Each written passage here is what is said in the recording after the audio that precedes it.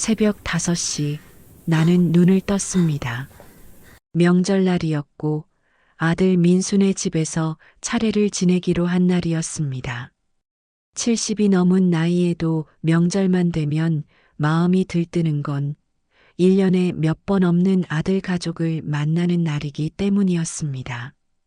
어둠 속에서 일어나 씻고 남편이 살아계셨을 때 마지막으로 사준 한복을 꺼내 입었습니다.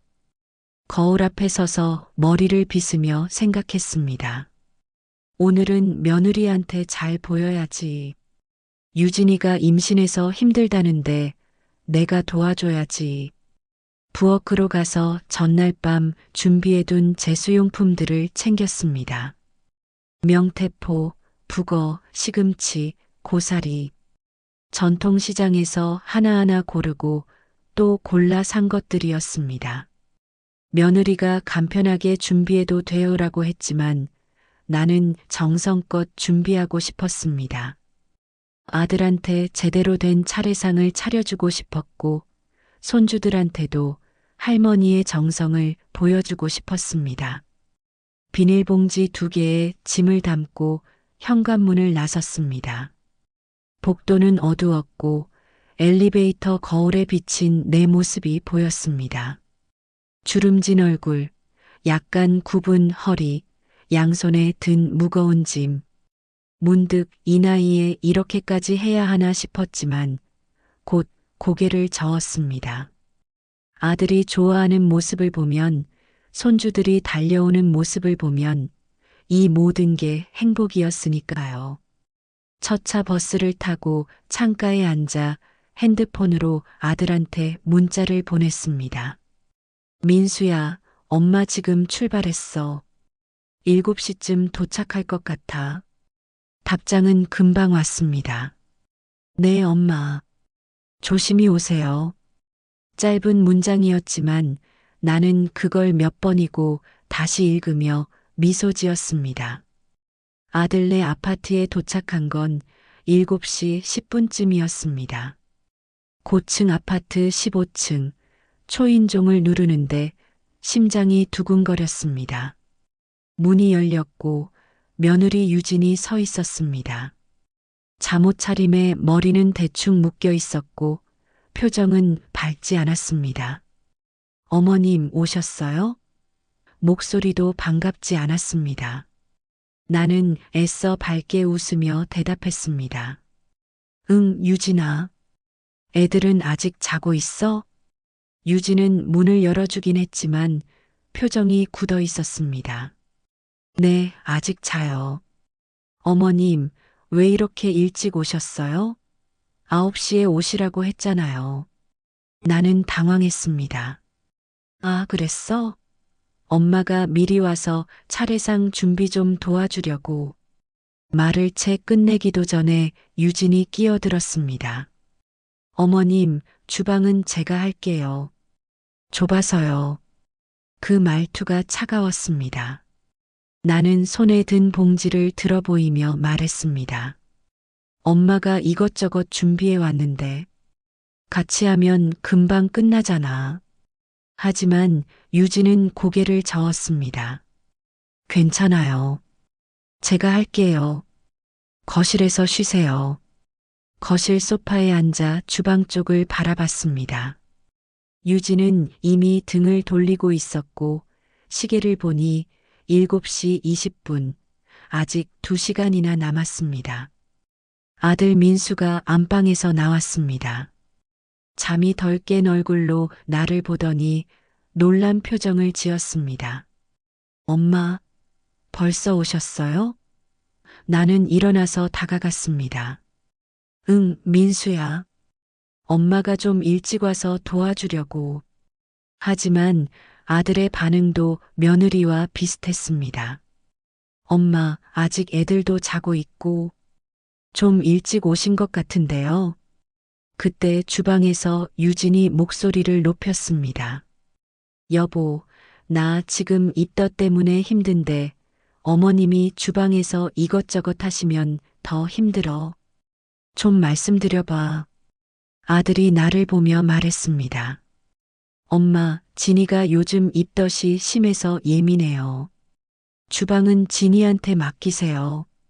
나는 고개를 끄덕였습니다. 알았어, 알았어. 하지만 마음속에선 뭔가 무너지는 느낌이 들었습니다. 2시간을 소파 구석에 앉아 시계만 바라봤습니다. 손주들이 일어나서 잠깐 인사했지만 금방 자기들 방으로 들어갔고 아들은 핸드폰만 들여다봤습니다. 9시가 되자 며느리가 주방에서 나오며 말했습니다. 여보, 나 오늘 컨디션이 너무 안 좋아.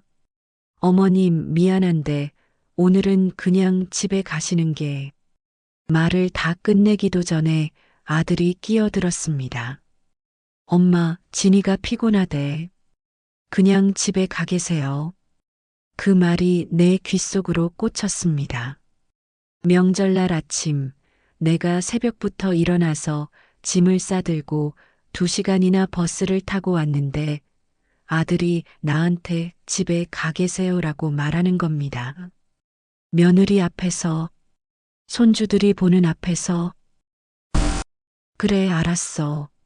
목소리가 떨렸지만 애써 참았습니다. 일어나서 짐을 챙기는데 손이 떨려서 봉지를 제대로 잡을 수가 없었습니다. 아들은 현관까지 따라 나오지도 않았고 며느리는 등을 돌리고 있었습니다. 현관문을 닫는데 뒤에서 며느리가 자, 이제 우리끼리 편하게 놀자라고 하는 소리가 들렸습니다. 복도에 혼자 서서 한참을 그 자리에 있었습니다. 엘리베이터를 타고 내려가면서 거울에 비친 내 얼굴을 봤습니다. 주름진 얼굴, 축 처진 어깨. 나는 대체 뭐였을까? 아파트 단지를 나와 버스 정류장으로 걸어가는데 다리에 힘이 풀렸습니다. 버스가 왔고 맨 뒤 자리에 앉아 창밖을 보는데 눈물이 흘러내렸습니다. 40년을 아들 하나 키우느라 내 인생을 다 바쳤는데 명절날 아침에 며느리 앞에서 쫓겨나다시피 집으로 돌아가는 등 기분이 말로 표현할 수가 없었습니다. 버스는 천천히 시내를 가로질러 갔습니다. 창밖으로 명절 아침 풍경이 지나갔습니다. 아직 문을 닫은 가게들, 한산한 거리, 가끔씩 지나가는 차들. 나는 눈물을 닦으며 고개를 숙였습니다. 다른 승객들이 볼까봐 최대한 조용히 울었습니다. 왜 이렇게 됐을까? 그 생각만 머릿속을 맴돌았습니다. 내가 뭘 잘못했을까? 며느리한테 뭘 잘못대했을까? 아들이 왜 저렇게 변했을까? 40년 전 남편이 세상을 떠나고 난 뒤 나는 아들 하나만 보고 살았습니다. 공장에서 일하고 식당에서 설거지하고 청소일도 마다하지 않으며 아들을 대학까지 보냈습니다. 아들은 좋은 대학을 나왔고 대기업에 취직했습니다. 그때가 얼마나 기뻤는지 모릅니다. 이제 우리 민수 고생 끝이다. 엄마도 이제 좀 쉴 수 있겠다. 그렇게 생각했습니다. 하지만 아들이 결혼하고 나서부터 뭔가 달라지기 시작했습니다. 며느리 유지는 처음엔 괜찮았습니다. 공손했고 나한테도 잘해줬습니다. 하지만 결혼 1년쯤 지나면서부터 조금씩 달라졌습니다. 말투가 차가워졌고 나를 대하는 태도가 달라졌습니다. 처음엔 그래, 며느리도 스트레스 받겠지. 직장 생활하면서 시댁 신경 쓰기 힘들겠지 하고 이해하려 했습니다. 하지만 오늘은 정말 너무했습니다. 버스가 신호등에 멈췄습니다. 창밖을 보는데 큰 건물 하나가 눈에 들어왔습니다. 유리로 된 현대식 건물이었고 입구 위에 큰 간판이 걸려 있었습니다. 유진 코스메틱. 심장이 멎는 것 같았습니다. 며느리 회사였습니다. 며느리가 인사팀장으로 일하는 회사. 나는 그 회사가 이렇게 큰 건물인 줄 몰랐습니다. 며느리는 항상 그냥 중소기업이에요. 별거 아니에요라고 했었는데 건물 규모를 보니 제법 큰 회사 같았습니다. 그런데 그 간판 밑에 작은 글씨가 하나 더 보였습니다. 박씨그룹 협력사. 나는 눈을 크게 떴습니다. 박씨그룹. 그건 남편이 평생 일했던 대기업이었습니다. 남편 박종석은 그 회사에서 40년을 일했고 정년퇴직하고 5년 뒤에 세상을 떠났습니다. 내가 알기로 남편은 그냥 평범한 직원이었습니다. 격리부에서 일했고 검소하게 살았고 퇴직금도 그렇게 많지 않았던 걸로 기억했습니다. 그런데 며느리 회사가 박씨그룹의 협력사라고. 버스가 다시 출발했지만 나는 계속 그 건물을 돌아봤습니다. 건물이 시야에서 사라질 때까지 목을 돌려 바라봤습니다. 가슴속에서 뭔가 이상한 느낌이 올라왔습니다. 슬픔이 아니라 의문이었습니다. 이게 우연일까? 며느리가 우연히 남편 회사의 협력사에 다니는 걸까? 아니면 뭔가 다른 이유가 있는 걸까? 집에 도착한 건 10시쯤이었습니다. 작은 투룸 아파트, 10년 넘게 혼자 살고 있는 이곳이 내 집이었습니다. 현관문을 열고 들어가서 짐을 바닥에 내려놨습니다. 명절 제수용품들이 든 봉지를 보니 또 눈물이 났습니다. 이걸 준비하느라 며칠을 시장을 돌아다녔는데 결국 아무 소용이 없었습니다. 부엌 식탁에 앉아서 한참을 멍하니 있었습니다. 시계를 보니 10시 반, 지금쯤 아들네 집에선 차례를 지내고 있을까? 아니면 그냥 편하게 아침 먹고 있을까? 어머님 안 계시니까 편안해라고 말하고 있을까? 그 생각을 하니 가슴이 미어졌습니다. 일어나서 안방으로 갔습니다. 옷장 위에 먼지 쌓인 상자가 하나 있었습니다. 남편의 유품이 든 상자였습니다. 남편이 세상을 떠난 뒤 나는 그의 물건들을 정리해서 이 상자에 넣어뒀습니다. 몇 년 동안 한 번도 열어보지 않았습니다. 열면 슬플 것 같아서 그냥 그대로 둔 채로 살았습니다. 하지만 오늘은 달랐습니다. 며느리 회사 간판을 보고 나니 뭔가 확인하고 싶은 게 생겼습니다. 의자를 가져와 올라가서 상자를 내렸습니다. 먼지를 털고 뚜껑을 열었습니다.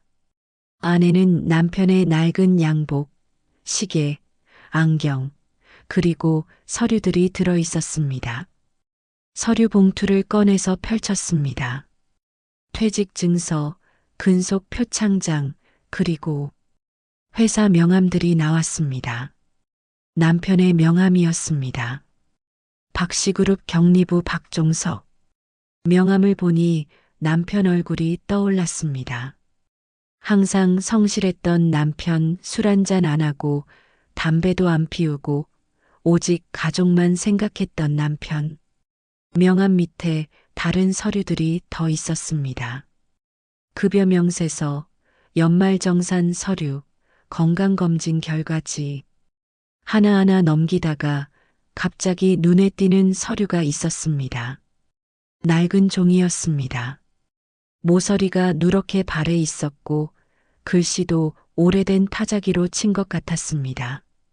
서류 제목을 읽는 순간 나는 숨이 멎었습니다. 주식명의 신탁계약서.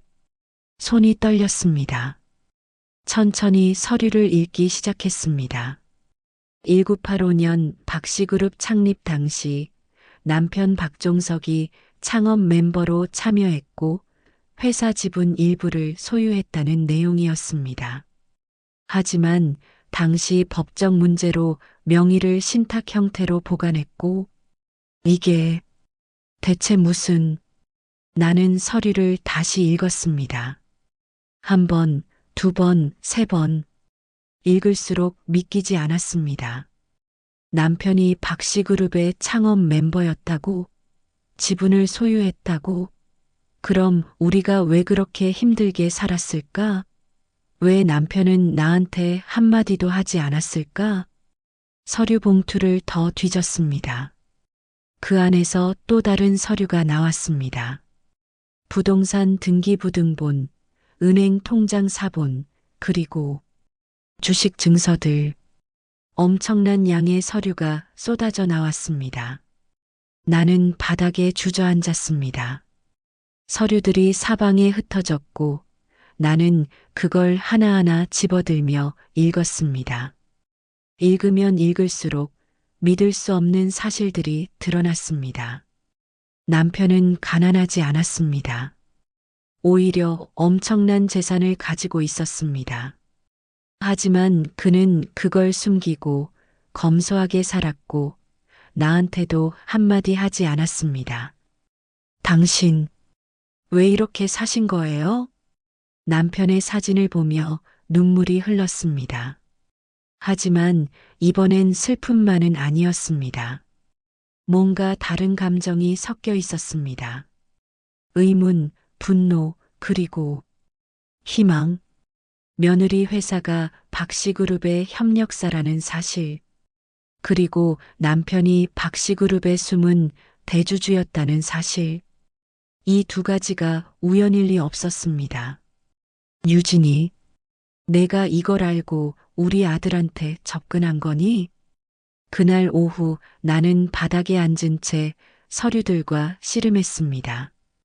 남편이 남긴 서류는 생각보다 방대했습니다.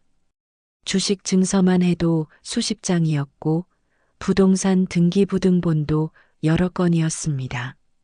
하지만 문제는 이 서류들이 너무 오래됐다는 거였습니다. 40년 전 서류들이었고 지금도 유효한지 알 수가 없었습니다. 핸드폰을 꺼내서 인터넷을 검색했습니다. 박씨그룹을 쳐보니 회사 홈페이지가 나왔습니다. 화장품, 생활용품, 제약까지 다루는 대기업이었습니다. 매출액이 조 단위였고 계열사만 10여 개가 넘었습니다.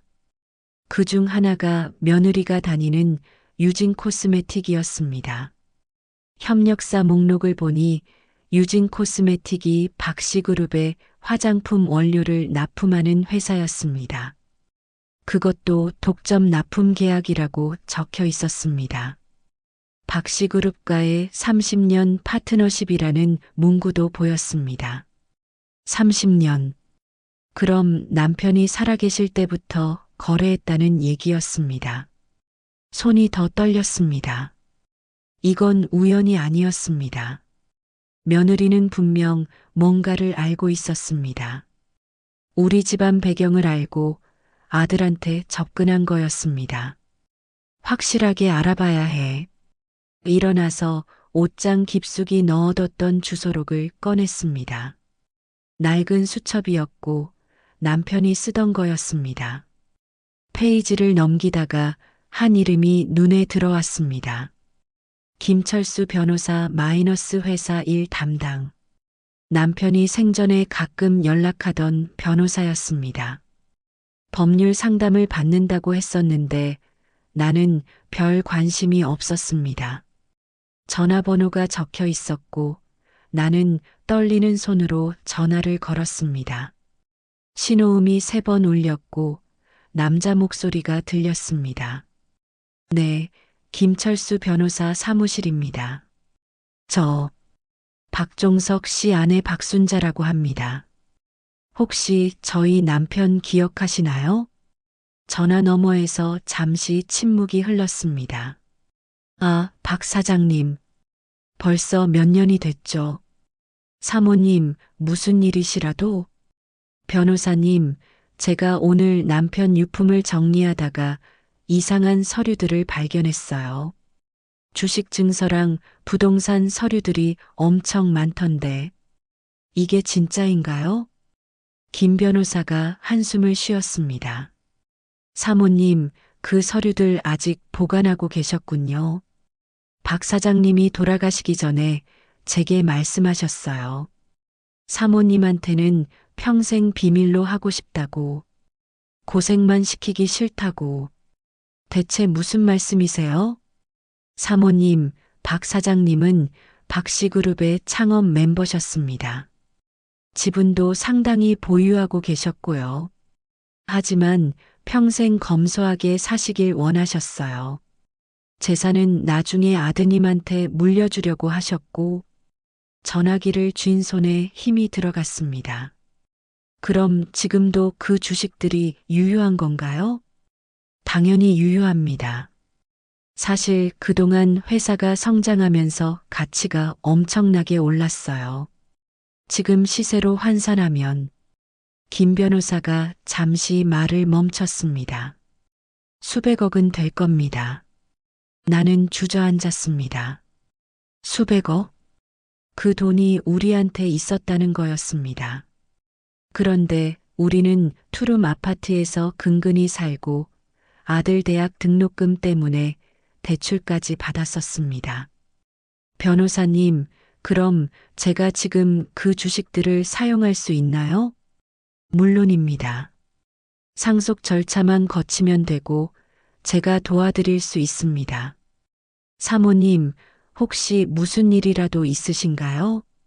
나는 잠시 망설였습니다. 하지만 말했습니다.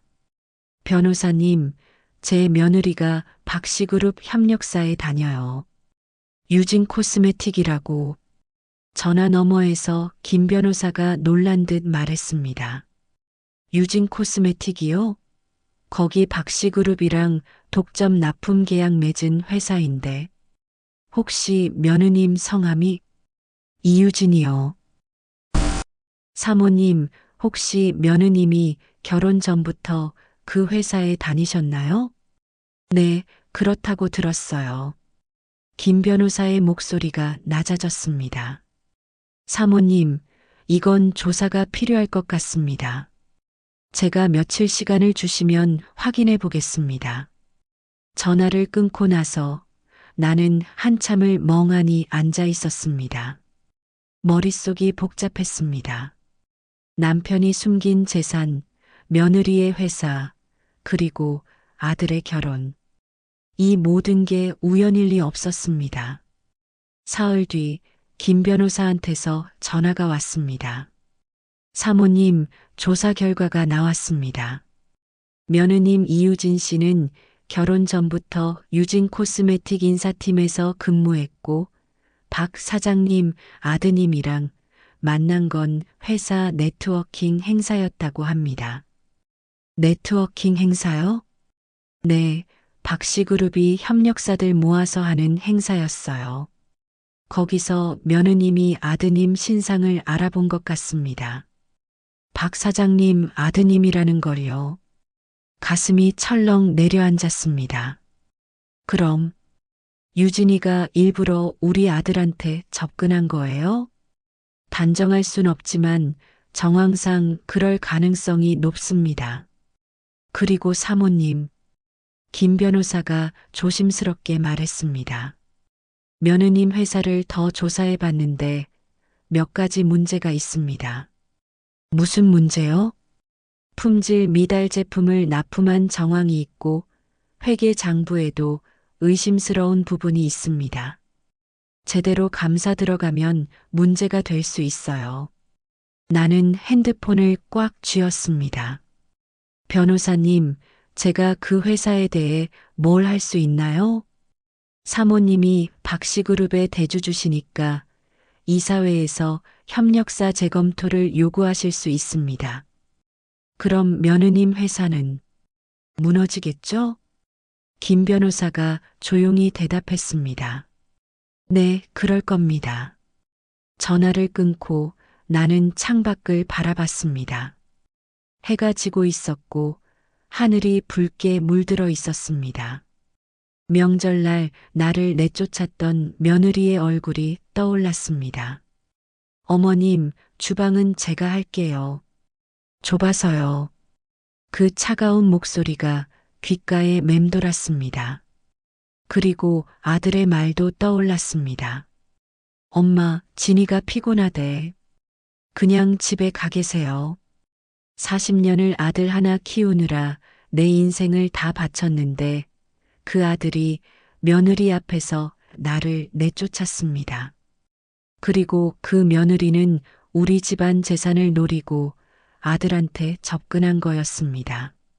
이제 진실을 알아야겠어. 다음 날 아침 나는 일찍 일어나 옷을 입었습니다. 평소에 입지 않던 검은색 코트를 꺼내 입고 모자를 눌렀었습니다. 거울을 보니 낯선 내 모습이 보였습니다. 70 넘은 할머니가 첩보 영화라도 찍는 것처럼 보였지만 나는 진지했습니다. 며느리의 진짜 모습을 확인해야 했습니다. 유진 코스메틱 본사 앞에 도착한 건 8시 반쯤이었습니다. 건물 맞은편에 작은 공원이 있었고 그곳 벤치에 앉아서 건물 입구를 지켜봤습니다. 출근하는 사람들이 하나둘 들어가기 시작했고 나는 그들을 하나하나 살펴봤습니다. 9시 10분쯤 며느리가 나타났습니다. 하이힐 소리를 내며 당당하게 걸어오는 모습이 보였습니다. 명품 가방을 들고 깔끔한 정장 차림이었습니다. 얼굴엔 미소가 가득했고 자신감이 넘쳤습니다. 건물로 들어가기 전 동료로 보이는 여자와 인사를 나누는 모습도 보였습니다.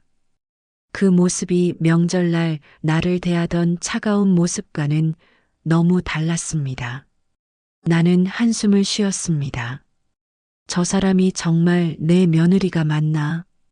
벤치에 앉아 1시간쯤 기다렸습니다. 점심시간이 되자 며느리가 다시 나왔습니다. 이번엔 여자 동료 2명과 함께였습니다. 그들은 근처 식당으로 들어갔고 나는 조심스럽게 뒤따라갔습니다. 식당은 한식 뷔페였고 사람들로 붐볐습니다. 나도 자리를 잡고 앉았습니다. 며느리가 있는 테이블에서 2 테이블 떨어진 곳이었지만 그들의 대화가 들렸습니다. 유진 팀장님, 요즘 승진 소식 어때요? 한 동료가 물었습니다. 며느리가 웃으며 대답했습니다. 글쎄, 다음 달에 발표 난다던데. 이사님이 긍정적으로 보신다고 하시더라고. 부럽다, 진짜. 팀장님은 뭔가 다른 게 있어. 집안 배경도 좋으시잖아요. 며느리가 고개를 저었습니다. 무슨 소리야? 나 집안 배경 없어. 다 내 능력으로 여기까지 온 거야. 그 말을 듣는 순간 나는 숟가락을 놓을 뻔했습니다. 집안 배경이 없다고? 우리 집안 재산을 노리고 아들한테 접근해 놓고? 다른 동료가 물었습니다. 근데 팀장님 남편분 대기업 다니신다며? 그것도 박식으로? 며느리가 잠시 표정을 굳혔습니다. 응. 근데 시댁은 별로야. 시어머니가 좀. 왜요? 간섭 많이 하세요? 며느리가 한숨을 쉬었습니다. 간섭은 무슨. 그냥 무식해. 시골 촌스러운 할망구야. 명절 때마다 오는 것도 짜증나. 요즘 세상에 누가 그렇게 차례상 차려? 그냥 간편하게 하면 되는데. 내 손이 떨렸습니다. 며느리가 나를 무식한 시골 할망구라고 불렀습니다. 동료들 앞에서 그렇게 편하게. 동료가 웃으며 말했습니다. 그래도 시어머니 계시면 나중에 육아 도움 받을 수 있잖아요. 며느리가 코웃음 쳤습니다. 도움? 그 사람한테 내에 맡기긴 싫어. 차라리 육아 도우미 쓰지. 어차피 시어머니는 뭐 나중에 요양원 보내면 되고. 요양원. 며느리가 나를 요양원에 보낼 생각을 하고 있었습니다. 근데 시아버지는 안 계세요? 동료가 물었습니다. 돌아가셨어. 근데 솔직히 다행이야. 한 분만 신경 써도 되니까. 그리고 며느리가 목소리를 낮췄습니다.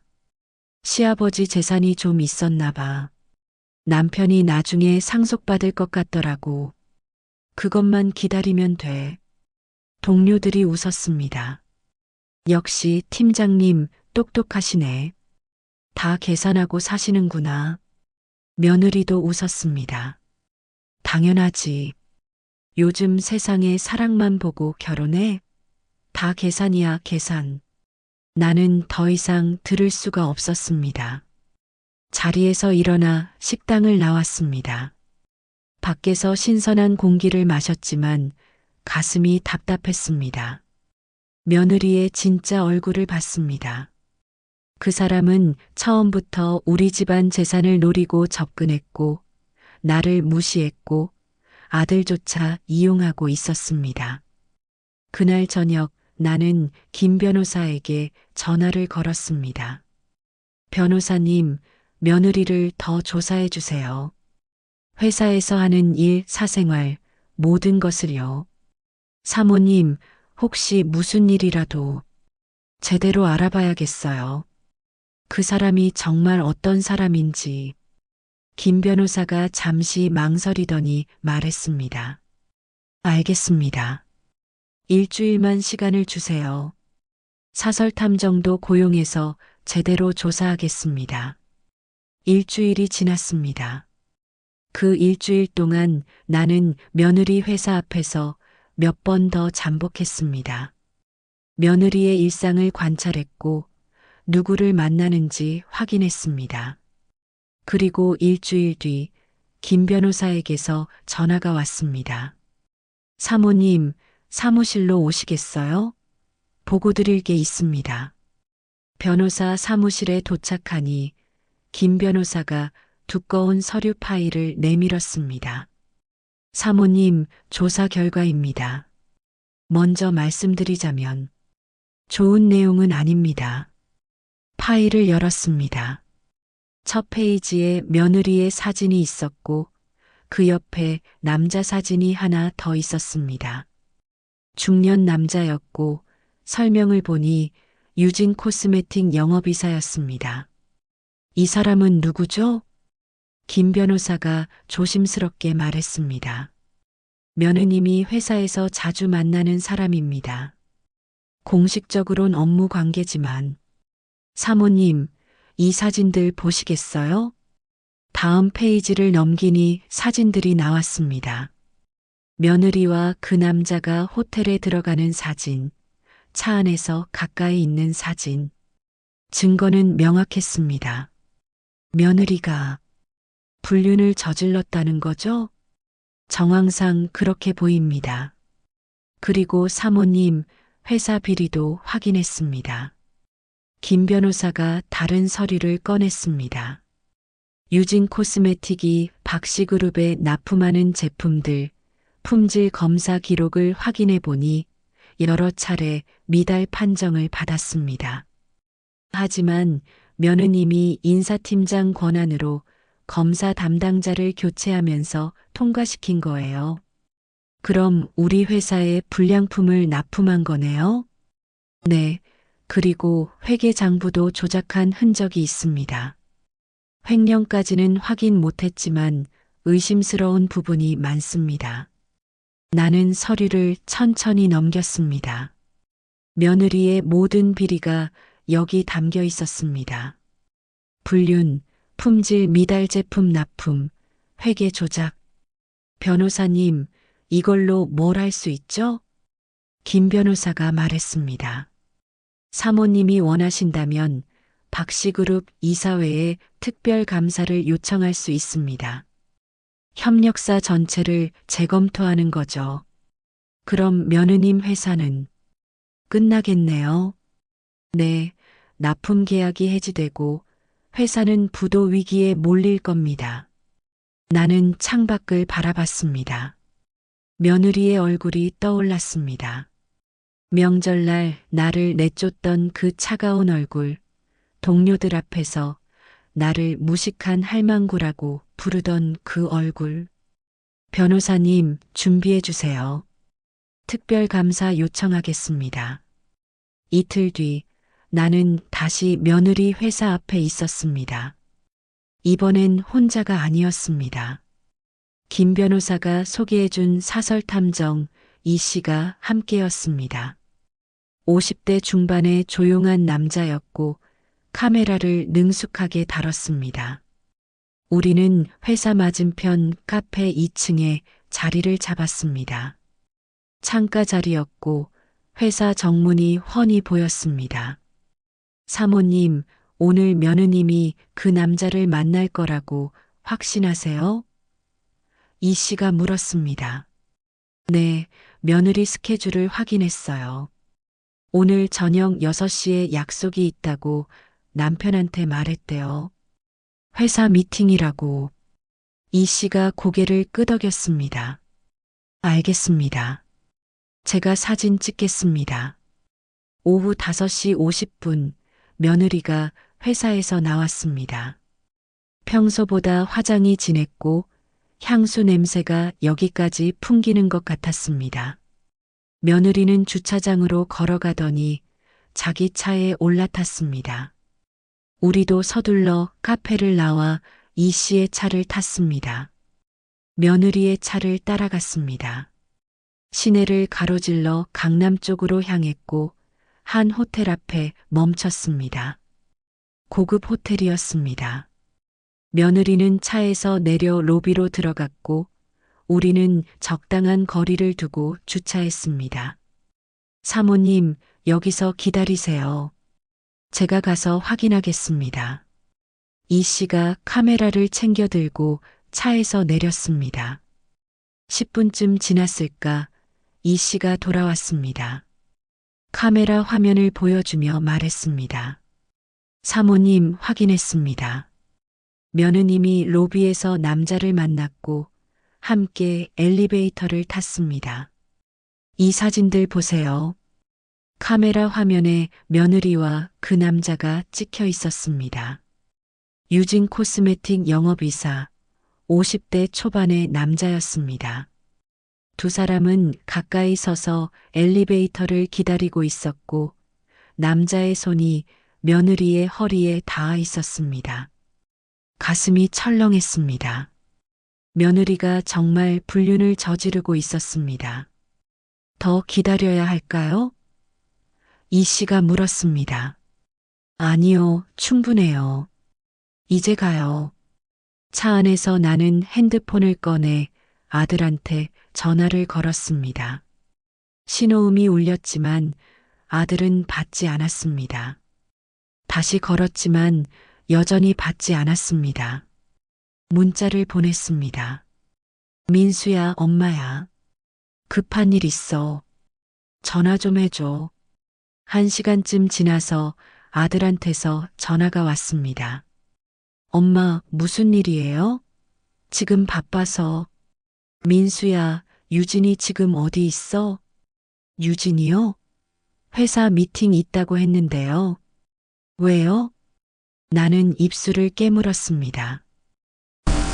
아니야, 아무것도 아니야.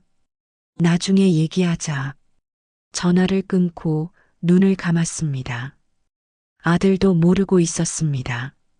며느리가 불륜을 저지르는 걸, 회사에서 비리를 저지르는 걸 아무것도 모르고 있었습니다. 다음 날 김 변호사 사무실에서 회의를 했습니다. 사모님, 이제 증거는 충분합니다. 김 변호사가 테이블 위에 서류들을 펼쳤습니다. 불륜 사진, 회사 비리 증거, 품질 미달 납품 기록. 이걸로 며느님 회사를 무너뜨릴 수 있습니다. 그런데 변호사님, 한 가지 더 확인하고 싶은 게 있어요. 뭔가요? 며느리가 정말 우리 집안 재산을 노리고 결혼한 건지 확실하게 알고 싶어요. 혹시 그걸 증명할 방법이 있을까요? 김 변호사가 고개를 끄덕였습니다. 며느님 이메일이나 메시지 기록을 확인하면 되는데 그건 좀 어렵습니다. 불법이거든요. 그럼 다른 방법은요? 김 변호사가 잠시 생각하더니 말했습니다. 며느님 회사 동료들한테 접근해 보는 건 어떨까요?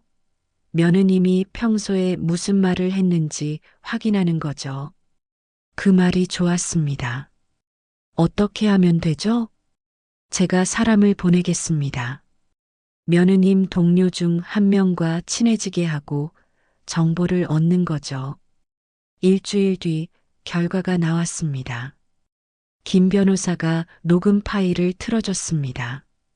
며느리와 동료의 대화였습니다. 유진아, 너 남편이랑 어떻게 만났어? 소개팅?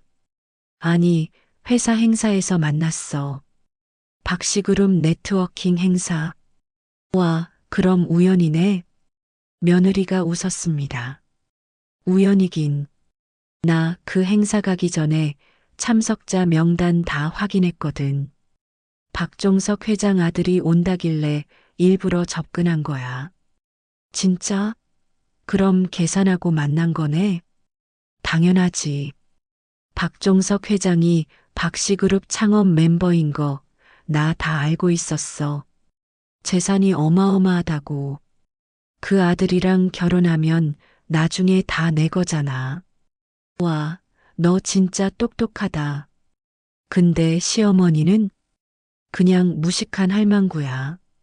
아무것도 몰라. 남편 재산이 얼마나 되는지도 모르고 가난하게 살더라고. 그냥 나중에 요양원 보내면 돼. 녹음이 끝났습니다. 나는 숨을 크게 들이쉬었습니다. 며느리의 진짜 목적을 확인했습니다. 처음부터 계산된 결혼이었습니다. 우리 집안 재산을 노리고 아들을 이용하고 나를 무시하고. 변호사님, 이제 시작하겠습니다. 무엇을요, 사모님? 나는 며느리의 사진을 보며 말했습니다. 복수를요. 김 변호사가 서류를 정리하며 물었습니다. 사모님, 어떻게 하시겠습니까? 박씨그룹 이사회에 특별감사를 요청하시면 며느님 회사는 완전히 무너집니다. 납품 계약 해지되고 회사는 부도 날 겁니다. 그렇게 하세요. 그리고 나는 불륜 사진을 들어 올렸습니다. 이 사진들도 아들한테 보여줘야겠어요. 며느리의 진짜 얼굴을 알아야 하니까. 사모님, 아드님이 충격 받으실 텐데. 그래도 알아야죠. 진실을요. 김 변호사가 고개를 끄덕였습니다. 알겠습니다. 내일 이사회 소집 요청하겠습니다. 사모님이 박씨그룹 대주주시니까 이사회가 거부할 수 없을 겁니다. 감사합니다, 변호사님. 사무실을 나와 집으로 돌아가는 길, 나는 버스 창밖을 바라봤습니다. 도시의 불빛이 반짝이고 있었고 사람들은 각자의 삶을 살고 있었습니다. 나도 이제 내 삶을 되찾을 시간이었습니다. 명절날 나를 내쫓던 며느리의 얼굴이 떠올랐습니다. 어머님, 그냥 집에 가세요. 그 차가운 목소리가 귓가에 맴돌았습니다. 이제 곧 알게 될 거야, 유진아. 내가 누구를 건드렸는지. 이틀 뒤 김 변호사에게서 연락이 왔습니다. 사모님, 이사회 소집이 확정됐습니다. 오는 금요일 오전 10시 박씨그룹 본사 이사회실에서 진행됩니다. 제가 직접 참석해야 하나요? 네, 대주주시니까 참석하셔야 합니다. 그리고 사모님이 직접 협력사 재검토를 요청하시는 게 효과적일 겁니다. 전화를 끊고 나는 옷장을 열었습니다. 이사회에 입고 갈 옷을 골라야 했습니다. 평생 투룸 아파트에서 검소하게 살았던 내가 이제 대기업 이사회에 참석한다는 게 믿기지 않았습니다. 옷장 깊숙이 걸려있던 검은색 정장이 눈에 들어왔습니다. 남편 장례식 때 입었던 옷이었습니다. 꺼내서 펼쳐보니 아직도 깨끗했습니다. 여보, 이제 당신 대신 제가 해야겠어요. 우리 아들 지켜야 하니까. 정장을 쓰다듬으며 중얼거렸습니다. 금요일 아침이 밝았습니다. 나는 새벽부터 일어나 준비했습니다. 머리를 정성껏 빗고 화장도 조금 했습니다. 거울을 보니 낯선 내 모습이 보였습니다. 70 넘은 할머니가 아니라 한 회사의 대주주처럼 보였습니다. 김 변호사가 아침 9시에 집 앞으로 차를 보냈습니다. 검은색 세단이었고 기사님이 정중하게 문을 열어줬습니다. 사모님 모시겠습니다. 차를 타고 박씨그룹 본사로 향했습니다. 고층 빌딩이었고 유리로 된 외벽이 햇살을 반사하고 있었습니다. 남편이 평생 일했던 이 건물에 나는 단 한 번도 와본 적이 없었습니다. 남편은 항상 회사는 그냥 일하는 곳이야. 당신이 올 곳이 아니야 라고 했었습니다. 이제야 그 이유를 알 것 같았습니다. 남편은 자신의 지위를 숨기고 싶었던 거였습니다. 로비에서 김 변호사가 기다리고 있었습니다. 사모님 오셨군요. 이사회실은 30층입니다. 같이 올라가시죠.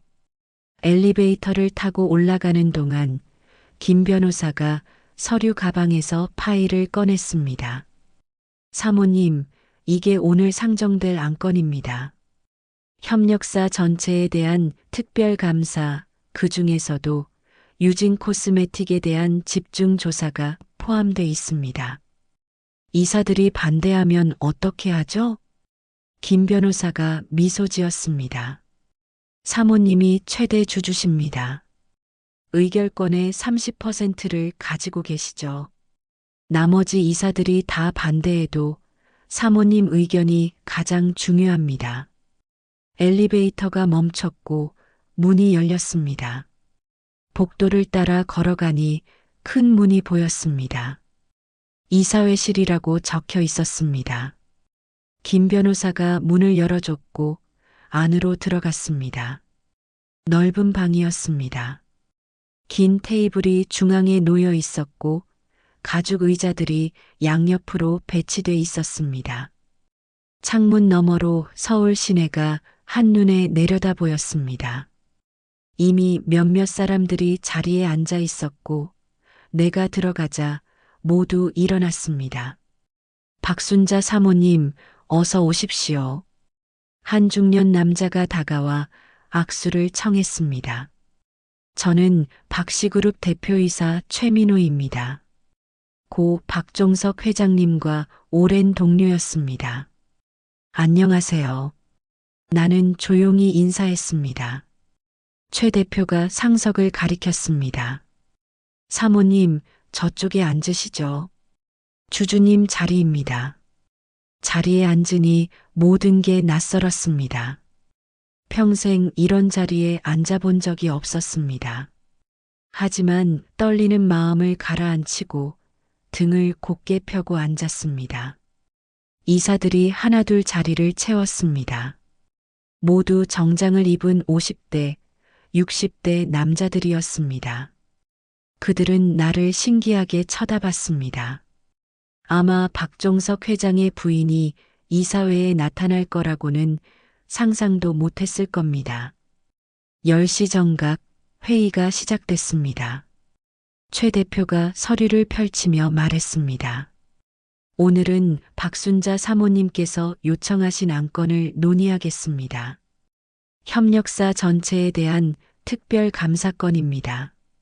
사모님 말씀해 주시겠습니까?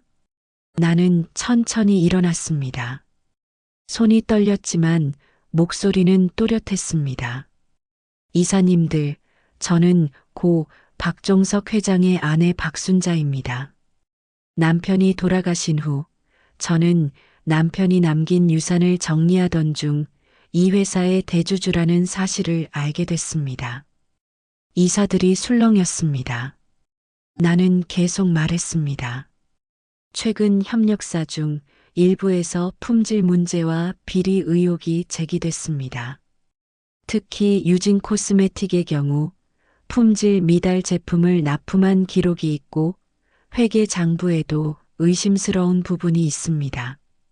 한 이사가 손을 들었습니다. 사모님, 유진 코스메틱은 30년 동안 우리와 거래해온 협력사입니다.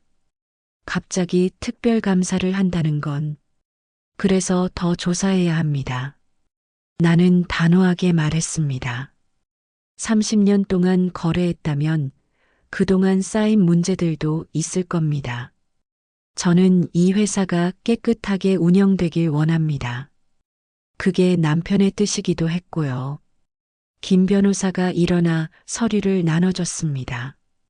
이사님들, 이게 유진 코스메틱의 문제점을 정리한 자료입니다. 품질 검사 기록, 회계 장부, 그리고 내부 고발 자료도 포함되어 있습니다. 이사들이 서류를 넘기며 읽기 시작했습니다. 점점 표정이 굳어지는 게 보였습니다. 최 대표가 한숨을 쉬며 말했습니다. 이 정도면 특별감사가 필요하겠습니다. 사모님 의견에 동의합니다. 다른 이사들도 하나둘 고개를 끄덕였습니다. 찬성합니다. 저도 찬성합니다. 투표 결과 만장일치로 특별감사가 결정됐습니다. 최 대표가 말했습니다. 그럼 다음 주부터 유진 코스메틱에 대한 특별감사를 시작하겠습니다. 감사팀을 파견하고 모든 거래 내역을 전면 재검토하겠습니다. 감사합니다. 나는 고개를 숙였습니다. 회의가 끝나고 이사회실을 나왔습니다. 복도에서 김 변호사가 말했습니다. 사모님 잘하셨습니다. 이제 며느님 회사에 통보가 갈 겁니다. 며느리가 알면 어떻게 반응할까요? 당황할 겁니다. 그리고 사모님한테 연락할 수도 있어요. 혹시 시어머니가 이 일에 관여했는지 의심하겠죠. 나는 고개를 끄덕였습니다. 좋아요. 기다리겠습니다.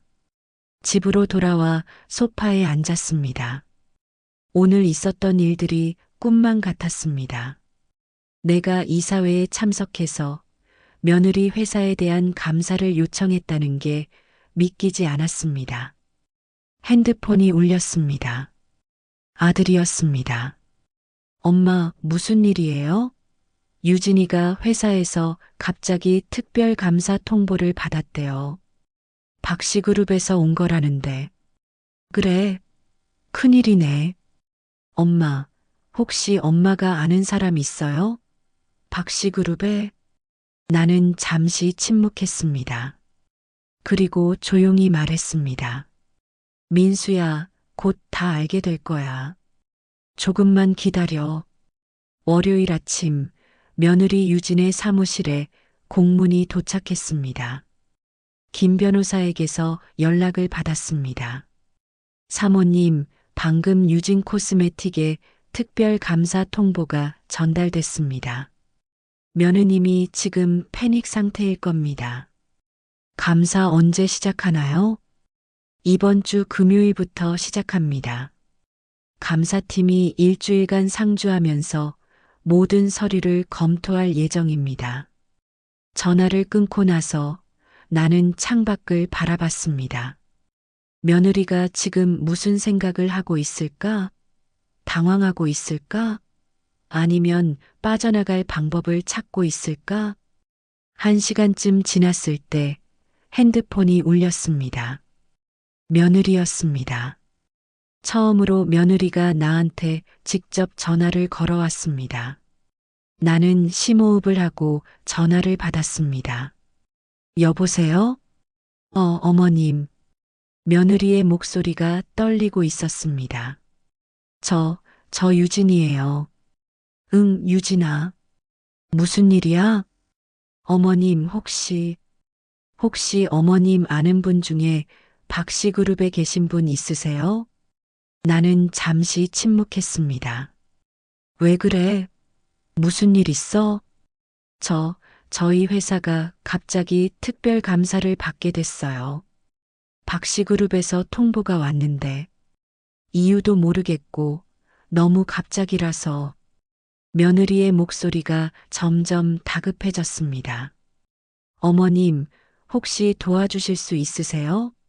아는 분한테 말씀 좀 해주실 수 있으세요? 처음으로 며느리가 나한테 공손하게 부탁하고 있었습니다. 명절날 나를 내쫓던 그 사람이 지금은 내 도움이 필요했습니다. 글쎄, 엄마가 누굴 알겠니? 엄마는 그냥 평범한 사람인데. 어머님, 제발이요. 이번 감사 잘못되면 저희 회사 큰일 나요. 납품 계약도 끊길 수 있고 며느리가 울먹이기 시작했습니다. 어머님, 제발 도와주세요. 나는 긴 침묵을 유지했습니다. 그리고 조용히 말했습니다. 유진아, 엄마가 뭘 할 수 있을 것 같아? 엄마는 무식한 시골 할망구잖아. 전화 너머로 며느리가 숨을 멈춘 것 같았습니다. 어머님, 그게 괜찮아, 유진아. 엄마가 다 알고 있어. 내가 동료들한테 엄마를 뭐라고 불렀는지도 알아. 어머님, 그건 제가 잠깐 화가 나서 그리고 엄마를 요양원에 보낼 계획도 알고 있어. 시아버지 재산 받으면 그렇게 하려고 했지? 며느리가 말문이 막힌 듯 아무 말도 하지 못했습니다. 나는 계속 말했습니다. 유진아, 내가 우리 민수한테 왜 접근했는지도 다 알아. 박씨그룹 네트워킹 행사에서 일부러 참석자 명단 확인하고 우리 아들한테 다가간 거 다 알고 있어. 어머님, 그게 아니라 저는 정말 민수 오빠를 사랑해서 사랑? 나는 차갑게 웃었습니다. 영업이사랑 호텔 가는 게 사랑이니? 전화가 끊겼습니다. 며느리가 전화를 끊어버린 겁니다. 나는 핸드폰을 내려놓고 한숨을 쉬었습니다. 이제 며느리가 알았을 겁니다. 내가 모든 걸 알고 있다는 것을, 그리고 이번 특별감사가 누구 때문인지도 곧 알게 될 겁니다. 1시간 뒤 아들한테서 전화가 왔습니다. 엄마, 대체 무슨 일이에요? 유진이가 전화하고 나서 완전히 패닉 상태인데 엄마가 뭐라고 하신 거예요? 민수야, 엄마가 할 얘기가 있어. 지금 집으로 올 수 있어? 지금요? 엄마, 저 회사에서 지금 당장 와. 안 오면 엄마가 그쪽으로 갈게. 아들이 당황한 목소리로 대답했습니다. 알겠어요. 지금 출발할게요. 2시간 뒤 아들이 우리 집에 도착했습니다. 현관문을 열고 들어온 아들의 얼굴은 불안으로 가득했습니다. 엄마, 대체 무슨 일이에요? 유진이가 계속 울면서 전화하는데.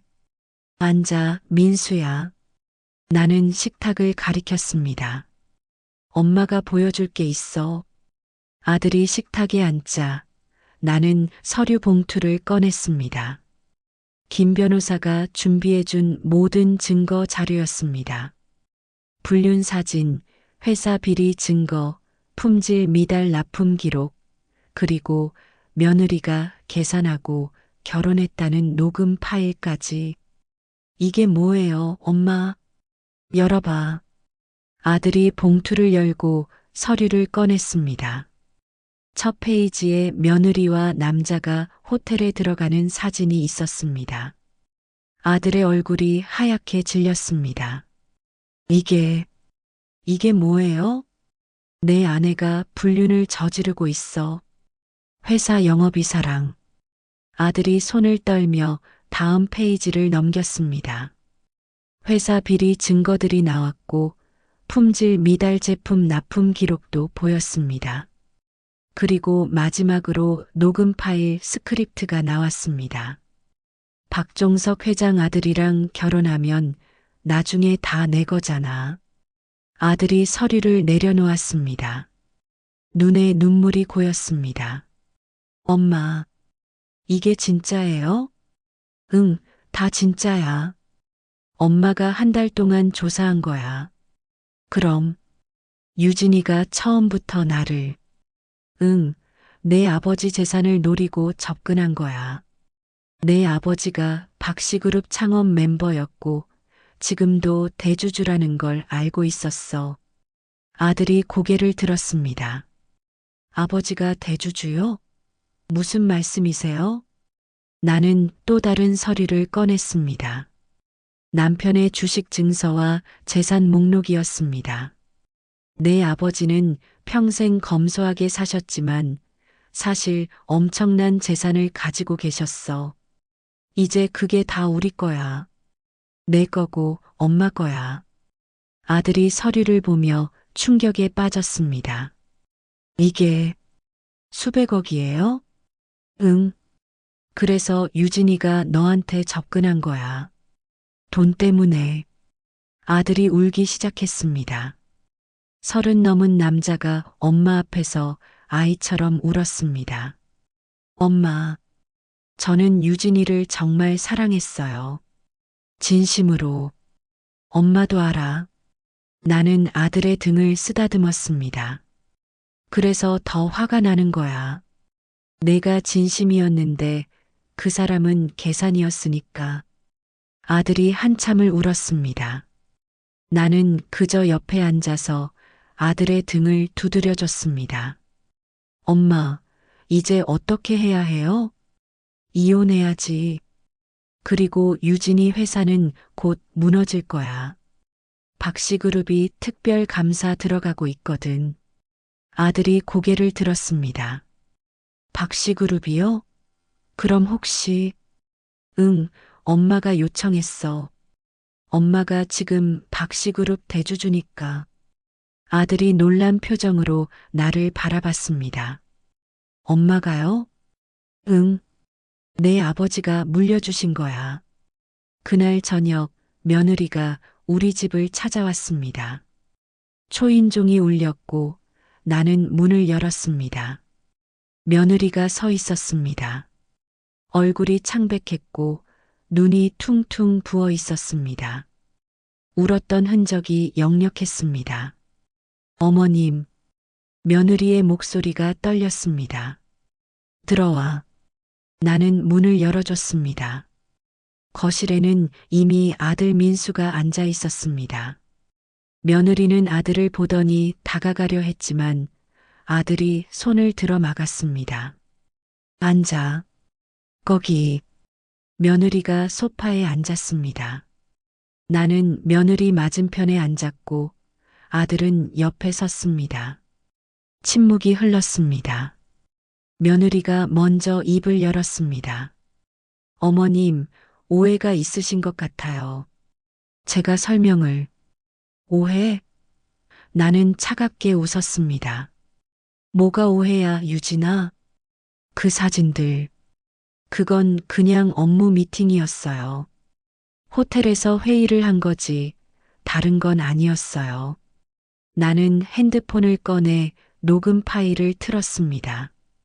며느리와 동료의 대화 소리가 흘러나왔습니다.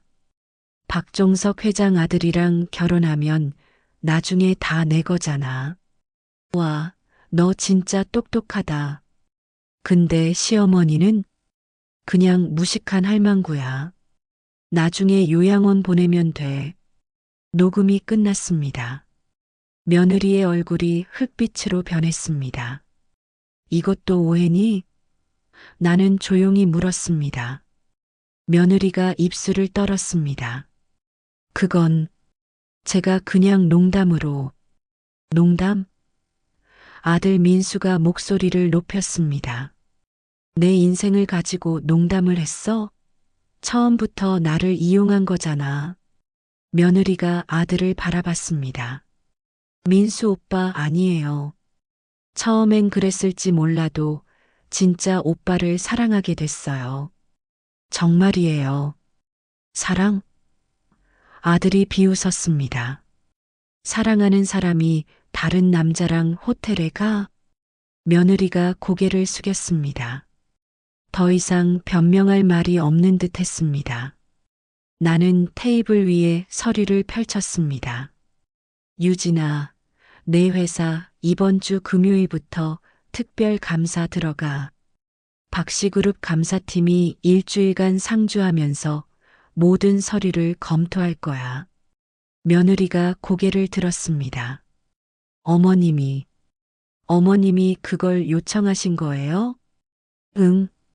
엄마가 박씨그룹 대주주거든. 남편이 물려준 거야. 며느리의 입이 벌어졌습니다. 그럼 어머님이 박종석 회장님의 응. 남편은 평생 검소하게 살았지만 박씨그룹 창업 멤버였어. 그리고 지금도 최대 주주야. 내가 그렇게 노리던 재산 말이야. 며느리가 소파에 주저앉았습니다. 저는 몰랐어요. 어머님이 그런 분인 줄. 그래서 나를 무식한 할망구라고 불렀지? 요양원에 보낼 계획도 세웠고, 며느리가 아무 말도 하지 못했습니다. 나는 계속 말했습니다. 유진아, 내 회사 감사 결과 나오면 어떻게 될지 알지? 품질 미달 제품 납품한 기록, 회계 조작한 흔적 다 나올 거야. 그럼 박씨그룹이랑 납품 계약 끊기고 내 회사는 부도 날 거야.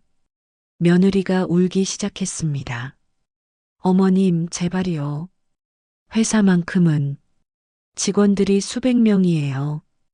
그 사람들 생계가 걸려 있어요. 그건 내가 생각했어야지.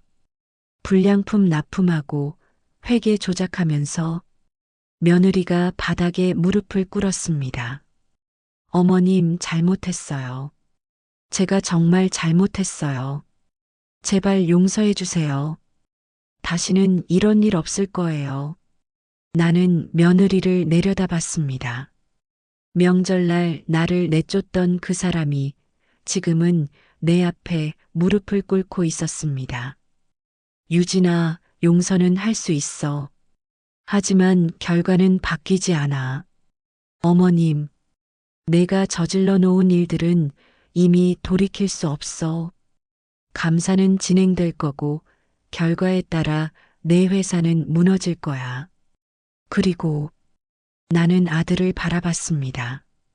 민수는 너랑 이혼할 거야. 며느리가 아들을 바라봤습니다. 민수 오빠, 정말 이혼할 거예요?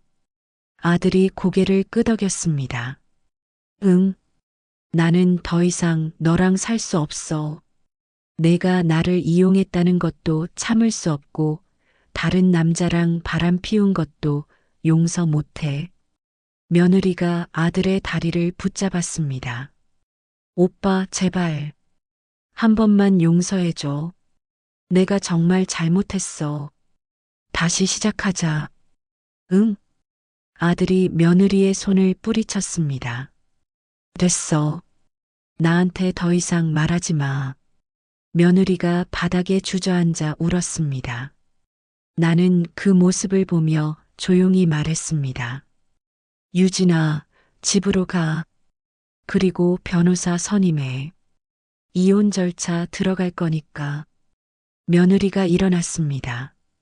눈물로 얼룩진 얼굴로 나를 바라봤습니다. 어머님, 정말 저한테 기회를 안 주실 거예요? 기회는 내가 스스로 다 날려버렸어.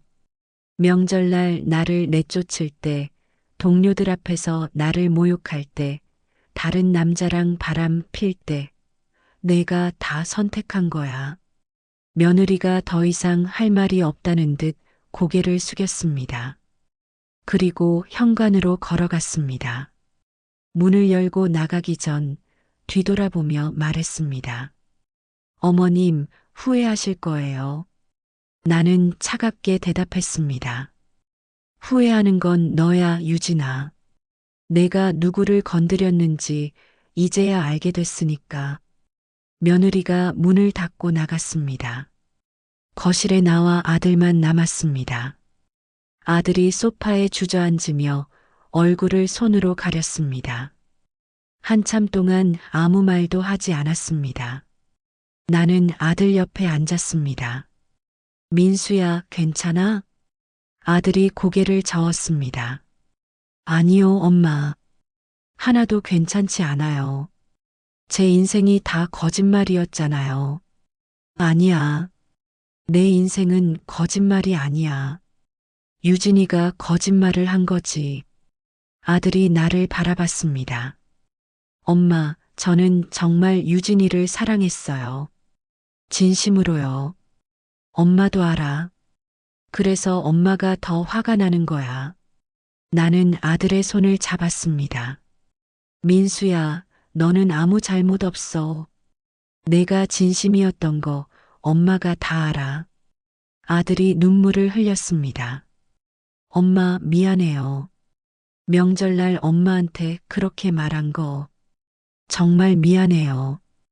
괜찮아. 아니에요. 괜찮지 않아요. 저는 엄마를 집에 가라고 했어요. 며느리 앞에서, 손주들 앞에서 그게 얼마나 엄마 마음을 아프게 했을지. 나는 아들을 안아줬습니다. 민수야, 엄마는 다 용서했어. 넌 내 아들이니까. 아들이 내 품에서 한참을 울었습니다. 30이 넘은 남자가 어린아이처럼 엄마 품에서 울었습니다. 한참 뒤 아들이 진정됐습니다. 나는 부엌에 가서 물을 한 잔 따라왔습니다. 마셔. 아들이 물을 마시고 나서 물었습니다. 엄마, 이제 어떻게 되는 거예요? 유진이랑 이혼하고 새로 시작하는 거지. 넌 아직 젊잖아. 새 시작이라. 아들이 쓴웃음을 지었습니다. 그게 쉬울까요? 쉽진 않겠지. 하지만 해야지. 그리고 엄마가 옆에 있어. 아들이 고개를 끄덕였습니다. 감사합니다, 엄마. 뭘 고마워해. 엄마니까 당연한 거지. 그날 밤 아들은 우리 집에서 잤습니다. 오랜만에 아들이 집에서 자는 거였습니다. 나는 아들 방에 이불을 펴주고 잘 자라고 말했습니다. 방문을 닫고 나오면서 남편 사진을 봤습니다. 여보, 우리 아들 지켰어요. 이제 괜찮을 거예요. 일주일이 지났습니다. 박씨그룹 특별감사팀이 유진 코스메틱에서 일주일간 상주하며 모든 서류를 검토했고 그 결과가 나왔습니다. 김 변호사가 전화로 알려줬습니다. 사모님, 감사 결과 나왔습니다. 예상대로 심각한 문제들이 발견됐습니다. 어떤 문제들이요? 품질 미달 제품 납품이 최근 3년간 총 15건, 회계 장부 조작 8건, 그리고 횡령 의혹도 확인됐습니다. 며느님이 인사팀장 권한을 이용해서 감사 담당자들을 교체하면서 은폐한 거였습니다. 그럼 이제 어떻게 되나요? 박씨그룹 이사회가 긴급 회의를 열었고 유진 코스메틱과의 납품 계약을 즉시 해지하기로 결정했습니다. 그리고 형사 고발도 검토 중입니다. 나는 숨을 깊이 들이쉬었습니다. 며느리는요? 며느님은 어제 회사에서 해고됐습니다.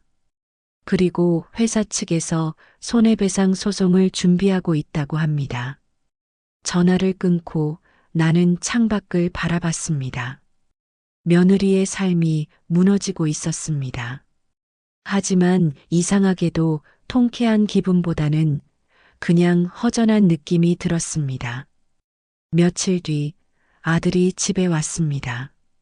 엄마, 유진이 회사가 완전히 망했대요. 직원들 다 해고됐고 건물도 비워야 한대요. 그래. 그리고 유진이가 정신과 치료받고 있대요. 충격이 너무 컸나 봐요. 나는 아들을 바라봤습니다. 민수야, 혹시 후회해? 아들이 고개를 저었습니다. 아니요. 유진이가 저지른 일들 생각하면 이게 맞는 것 같아요. 근데 엄마, 응? 엄마가 너무 가혹하게 한 건 아닐까요? 회사 직원들도 다 피해봤잖아요. 나는 한숨을 쉬었습니다. 민수야, 엄마도 그 생각했어. 하지만 유진이가 불량품 납품하고 회계 조작한 건 범죄야. 그걸 덮어두면 더 많은 사람들이 피해를 보는 거야. 아들이 고개를 끄덕였습니다. 맞는 말씀이에요. 그리고 민수야, 엄마는 유진이를 벌주려고 한 게 아니야. 진실을 밝히려고 한 거야. 유진이가 내게 거짓말하고 우리 집안을 이용하고 회사에서 비리를 저지른 거. 그걸 그냥 넘어갈 수 없었어. 아들이 내 손을 잡았습니다. 엄마, 감사해요. 엄마 아니었으면 저는 계속 속고 살았을 거예요. 며칠 뒤 이혼 조정이 있었습니다. 법원 조정실에서 아들과 며느리가 마주 앉았습니다. 나도 함께 갔습니다. 며느리는 많이 수척해져 있었습니다. 화장기 없는 얼굴에 눈가가 푹 꺼져 있었습니다. 조정위원이 말했습니다. 양측 다 이혼에 합의하셨고 재산 분할과 위자료 문제만 남았습니다. 피청구인 측에서 먼저 의견 말씀해 주시죠. 며느리 측 변호사가 서류를 제출했습니다. 저희는 재산 분할로 5억 원, 위자료로 3억 원을 청구합니다. 우리 측 변호사가 즉시 반박했습니다. 피청구인의 불륜과 사기 결혼이 명백히 입증된 상황에서 그런 청구는 부당합니다. 오히려 청구인 측에서 위자료를 받아야 합니다. 조정이 1시간 넘게 진행됐습니다. 결국 며느리 측이 양보했습니다. 재산 분할도 포기하고 위자료도 받지 않기로 했습니다. 대신 이혼 사실을 조용히 처리해달라고 요청했습니다. 조정이 끝나고 며느리가 복도에서 나를 기다리고 있었습니다. 어머님, 나는 며느리 앞에 섰습니다. 뭐야? 어머님, 제가 정말 잘못했어요. 이제야 깨달았어요. 제가 얼마나 큰 실수를 했는지. 지금 깨달아봤자 소용없어. 며느리가 눈물을 흘렸습니다. 저도 알아요. 근데 한 가지만 말씀드리고 싶어요. 뭔데? 저, 민수 오빠 처음 만났을 때는 정말 계산이었어요. 인정해요. 근데 시간이 지나면서 진짜로 오빠를 좋아하게 됐어요. 그건 진심이었어요. 나는 쓴웃음을 지었습니다. 그래서 진심이면 다른 남자랑 바람 피워도 돼? 며느리가 고개를 숙였습니다. 그건 제가 정말 잘못한 거예요. 변명할 수 없어요. 유진아, 너한테 해줄 말이 하나 있어. 네, 어머님. 사람을 이용하고 거짓말하고 배신하면 결국 너한테 돌아와. 내가 지금 겪고 있는 게 바로 그거야. 며느리가 울면서 고개를 끄덕였습니다. 나는 며느리를 보며 마지막으로 말했습니다. 유진아, 앞으로 다시는 이런 식으로 살지 마. 사람을 진심으로 대하고 정직하게 살아. 그게 너를 위한 거야. 며느리가 고개를 들었습니다. 어머님, 조언해 주셔서 감사해요. 저 정말 잘 살게요. 그래, 잘 살아. 며느리가 고개를 숙여 인사하고 복도를 따라 걸어갔습니다. 그 뒷모습을 보며 나는 복잡한 심경이었습니다. 통쾌하기도 했지만 한편으로는 안타깝기도 했습니다. 일주일 뒤 이혼이 확정됐습니다. 아들이 집에 와서 이혼 확정 서류를 보여줬습니다. 엄마, 끝났어요. 그래, 이제 새로 시작하는 거야. 아들이 소파에 앉으며 물었습니다. 엄마, 저 이제 어떻게 살아야 해요? 내가 하고 싶은 대로 살면 돼.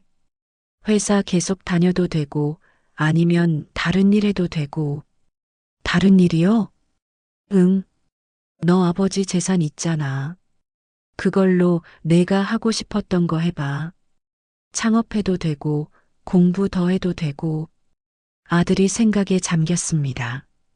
엄마, 저 사실 하고 싶었던 게 있어요. 뭔데? 사회적 기업 만들고 싶었어요. 어려운 사람들 돕는 그런 거요. 나는 미소 지었습니다. 좋은 생각이야. 아버지도 그런 거 좋아하셨을 거야. 아들의 얼굴이 밝아졌습니다. 정말요? 그럼 제가 한번 계획 세워볼게요. 그래, 해봐. 엄마가 도와줄게. 그날 저녁 아들과 함께 저녁을 먹었습니다. 오랜만에 모자가 편하게 밥을 먹는 시간이었습니다. 아들이 이런저런 이야기를 하며 웃었고 나도 따라 웃었습니다. 식사를 마치고 설거지를 하는데 아들이 다가왔습니다. 엄마, 제가 할게요. 괜찮아, 엄마가. 아니에요. 제가 할게요. 엄마 많이 힘드셨잖아요. 아들이 설거지를 하는 모습을 보며 나는 흐뭇했습니다. 내 아들이 돌아온 것 같았습니다. 석 달이 지났습니다. 겨울이 지나고 봄이 왔습니다. 아파트 창밖으로 벚꽃이 피어나는 게 보였습니다. 나는 창가에 서서 그 풍경을 바라봤습니다. 지난 몇 달이 꿈만 같았습니다. 아들은 회사를 그만두고 사회적 기업을 설립했습니다. 어려운 환경의 청소년들을 돕는 일을 시작했고 벌써 몇 명의 아이들과 함께 일하고 있었습니다. 아들의 얼굴에는 예전에 없던 생기가 돌았습니다. 나는 남편이 남긴 재산으로 장학재단을 설립했습니다. 박종석 장학재단이라는 이름으로 가난하지만 공부하고 싶은 학생들을 돕는 일을 시작했습니다. 김 변호사가 이사장을 맡아줬고 나는 이사로 참여했습니다. 며느리는 서울을 떠났다고 들었습니다. 고향으로 내려가서 작은 가게를 연다고 했습니다. 아들이 가끔 소식을 전해줬는데 며느리도 이제 새로운 삶을 시작하려고 노력하는 것 같았습니다. 초인종이 울렸습니다. 문을 열자 아들이 서 있었고 그 옆에 아이가 하나 있었습니다. 10살쯤 되어 보이는 남자아이였습니다. 엄마, 이 아이 기억나세요? 강민이에요. 나는 깜짝 놀랐습니다. 손주 강민이었습니다. 며느리가 데리고 간 뒤로 몇 달 동안 보지 못했던 손주였습니다. 강민아, 나는 무릎을 꿇고 손주를 안았습니다.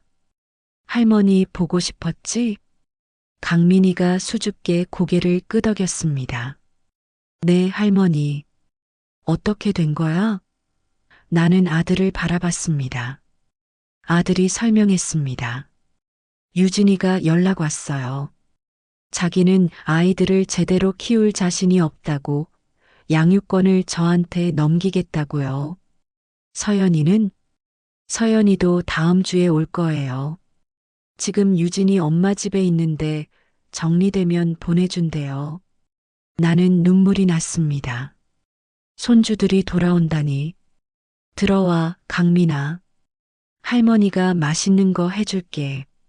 강민이가 집 안으로 들어왔습니다. 낯설어 하는 듯 주변을 둘러봤지만 곧 거실에 놓인 장난감들을 발견하고 눈이 반짝였습니다. 내가 미리 준비해둔 것들이었습니다.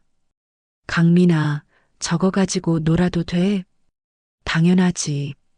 할머니가 우리 강민이 오라고 준비해둔 거야. 강민이가 장난감 쪽으로 달려갔습니다. 아들이 내 어깨에 손을 올렸습니다. 엄마, 감사해요. 뭘 고마워해. 당연한 거지. 저녁이 되자 우리는 함께 식탁에 둘러앉았습니다. 나는 강민이가 좋아하는 음식들을 차렸습니다. 김치찌개, 계란말이, 시금치나물. 평범한 집밥이었지만 강민이는 맛있게 먹었습니다. 할머니, 이거 엄청 맛있어요. 그래, 많이 먹어. 할머니가 더 해줄게. 식사를 하면서 아들이 말했습니다. 엄마, 제가 이사하려고요. 어디로? 엄마 근처로요. 이 아파트 단지 안에 전세 나온 집이 있던데 거기로 이사하려고요. 그럼 엄마도 가깝고 아이들도 할머니 자주 볼 수 있잖아요. 나는 미소 지었습니다. 좋은 생각이야. 그리고 엄마 앞으로 아이들 돌봐주실 수 있으세요? 제가 일하러 나가면. 당연하지. 할머니가 얼마나 기다렸는데. 강민이가 입에 밥을 가득 넣고 말했습니다. 할머니, 저 할머니랑 같이 살고 싶어요. 그래, 우리 강민이가? 네, 할머니가 해주는 밥이 제일 맛있어요. 엄마가 해준 거보다 훨씬 맛있어요. 아들이 웃으며 말했습니다. 강민아, 그런 말 하면 안 돼. 근데 진짜잖아요. 우리는 함께 웃었습니다. 오랜만에 집안에 웃음소리가 가득했습니다. 저녁을 먹고 강민이는 거실에서 장난감을 가지고 놀았습니다. 아들과 나는 부엌에서 설거지를 함께 했습니다. 엄마, 저 요즘 행복해요. 그래? 네. 유진이랑 있을 때는 항상 뭔가 불편했어요. 눈치 보이고 긴장되고. 근데 지금은 편해요. 제가 하고 싶은 일도 하고, 아이들도 돌보고, 엄마도 가까이 계시고, 나는 아들의 등을 두드렸습니다. 잘 됐다. 엄마도 행복해. 엄마, 그동안 고생 많으셨어요. 명절날 엄마한테 그렇게 대한 거 정말 죄송해요. 그만해. 이제 다 지난 일이야. 아니에요. 저는 평생 그 일 잊지 못할 거예요. 그리고 앞으로 평생 엄마한테 잘할 거예요. 나는 아들을 안아줬습니다. 알았어, 우리 아들. 설거지를 마치고 거실로 나왔습니다. 강민이가 소파에서 졸고 있었습니다. 나는 강민이를 안방으로 옮겼습니다. 이불을 덮어주고 머리를 쓰다듬어 줬습니다. 할머니, 강민이가 잠결에 중얼거렸습니다. 응, 할머니 여기 있어. 잘 자, 우리 강민이. 방문을 살짝 닫고 나오니 아들이 현관에서 신발을 신고 있었습니다. 벌써 가? 네, 내일 일찍 일이 있어서요. 강민이는 오늘 여기서 재워주세요. 그래, 알았어. 조심히 가. 엄마 사랑해요. 엄마도 사랑해, 아들. 아들이 나갔습니다. 나는 거실에 혼자 남았습니다. 텔레비전을 끄고 창가에 섰습니다. 밤하늘에 별이 빛나고 있었습니다. 여보, 보고 계시죠? 나는 하늘을 보며 중얼거렸습니다. 우리 아들 잘 지키고 있어요. 손주들도 이제 우리가 키울 거예요. 걱정 마세요. 바람이 불어왔습니다. 마치 남편이 대답하는 것 같았습니다. 나는 안방으로 들어가 잠든 강민이를 바라봤습니다. 새근새근 자는 모습이 천사 같았습니다. 손주의 손을 잡으며 조용히 말했습니다. 강민아, 할머니가 너희를 지켜줄게. 명절날 할머니를 내쫓던 그런 일은 다시는 없을 거야. 할머니는 너희를 위해 낮춘 고개였지. 무시당하려고 낮춘 게 아니었단다. 강민이가 잠결에 미소 지었습니다. 나는 강민이 옆에 누워 눈을 감았습니다. 마음이 평안했습니다. 힘든 시간이었지만 이제는 모든 게 제자리를 찾은 것 같았습니다. 가족은 피로 이어진 것이지만 진짜 가족은 서로를 존중하고 사랑할 때 완성되는 거였습니다. 나는 그걸 배웠고 아들도 배웠고 이제 손주들도 배우게 될 것입니다. 창밖에서 봄바람이 불어왔습니다.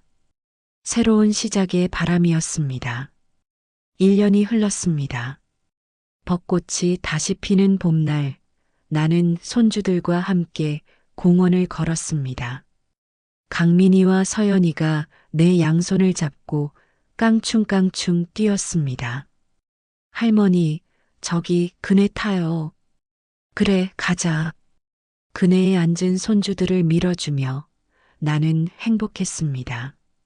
지난 1년 동안 많은 일이 있었습니다. 아들은 사회적 기업을 성공적으로 운영하고 있었고 나는 장학재단 활동을 열심히 하고 있었습니다.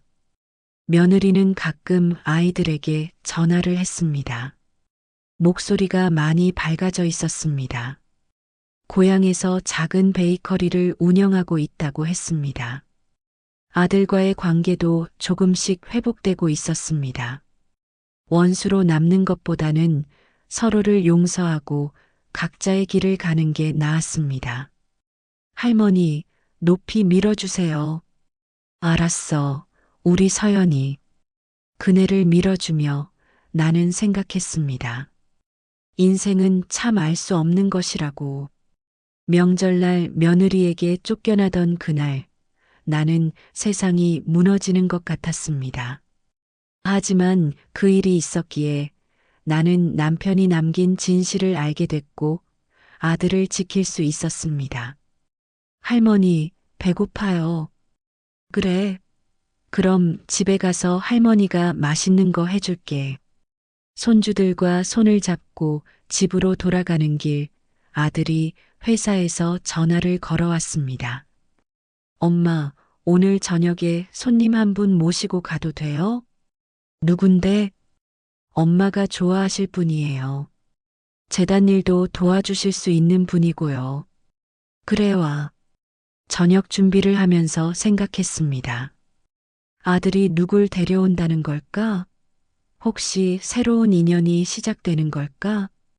초인종이 울렸고 문을 열자 아들이 한 여자와 함께 서 있었습니다. 30대 후반쯤 되어 보이는 단정한 여자였습니다.